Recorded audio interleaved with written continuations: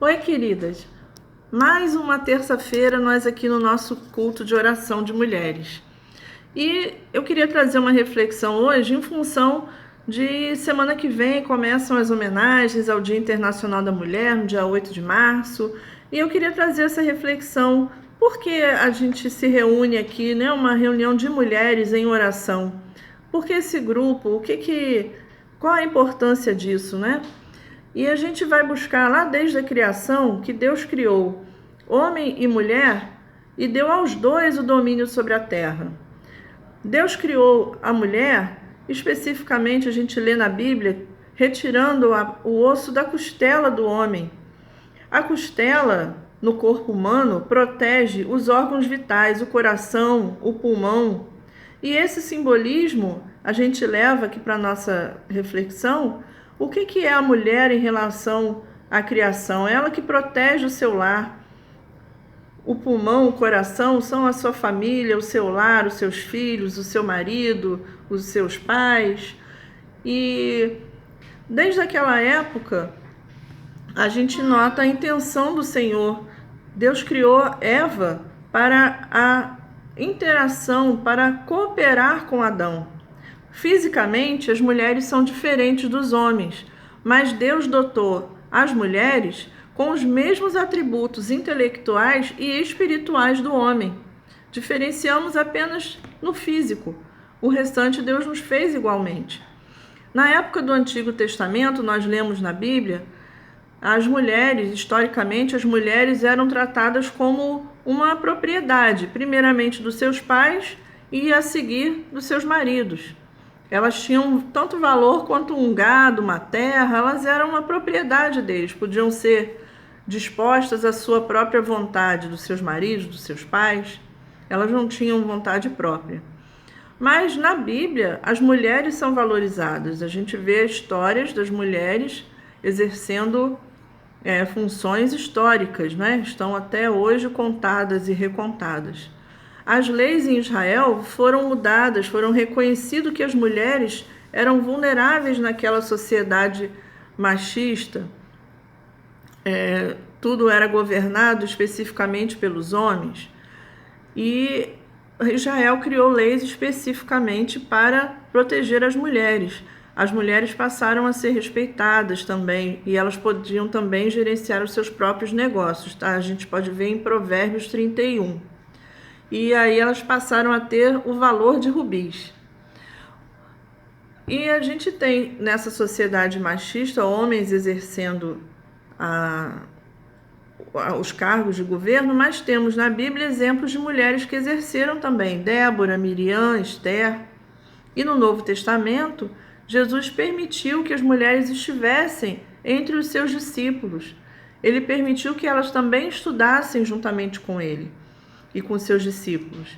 Quando Jesus ressuscitou, a primeira pessoa a quem ele apareceu foi uma mulher, Maria Madalena, e ele a incumbiu dessa tarefa de ir avisar aos outros. Jesus ouvia e atendia às orações das mulheres. E hoje nós ainda temos essas mesmas atribuições e valores que contam as histórias na Bíblia.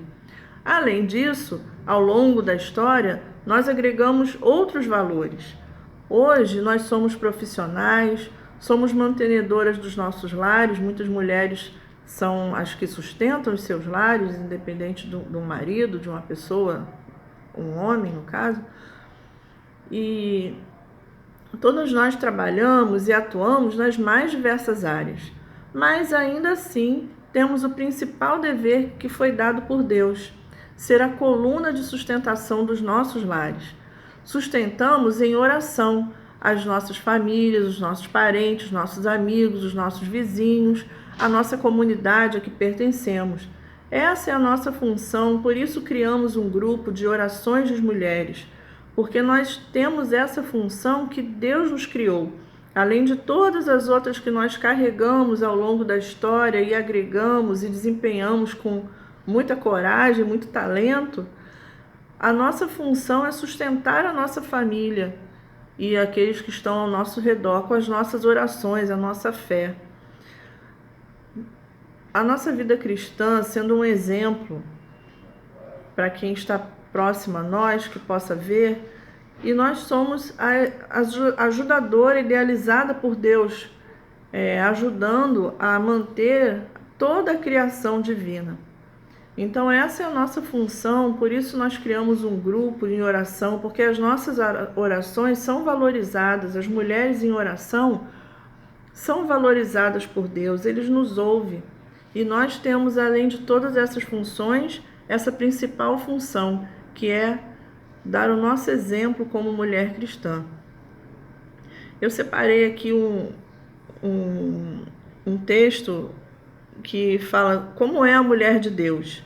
A mulher de Deus crê em Jesus como seu Salvador, ama a Deus de todo o seu coração, ama seu próximo como a si mesmo, procura fazer sempre o bem, é sábia e usa os dons que Deus lhe deu. E a gente vê lá em Provérbios 31, um texto que a gente conhece muito bem, e eu vou deixar aqui para compartilhar com vocês nessa terça-feira. Provérbios 31, 10. Mulher virtuosa, quem a achará? O seu valor muito excede ao de rubis. O coração de seu marido está a ela confiado, assim ele não necessitará de despojos. Ela só lhe faz bem, e não mal, todos os dias de sua vida. Busca lã e linho e trabalha de boa vontade com suas mãos. Como navio mercante, traz de longe o seu pão. Levanta-se mesmo à noite para dar de comer aos da sua casa e distribuir a tarefa das servas. Examina uma propriedade e a adquire. Planta uma vinha com o fruto das suas mãos. Cinge os ombros de força, fortalece os seus braços. Vê que é boa a sua mercadoria e a sua lâmpada não se apaga de noite. Estende as suas mãos ao fuso e as suas mãos pegam na roca. Abre a sua mão ao pobre e estende as suas mãos ao necessitado. Assim somos nós, aqui no nosso grupo, orando, recebendo vários milagres e sustentando a nossa família, o nosso lar, nossos queridos. Essa é uma homenagem que eu deixo para vocês todas aqui do grupo, mulheres tão fortalecidas em Deus. Agradeço por cada uma de vocês, pela vida que Deus nos deu, pela nossa comunhão. Uma boa semana, fiquem na paz. Em nome de Jesus. Amém.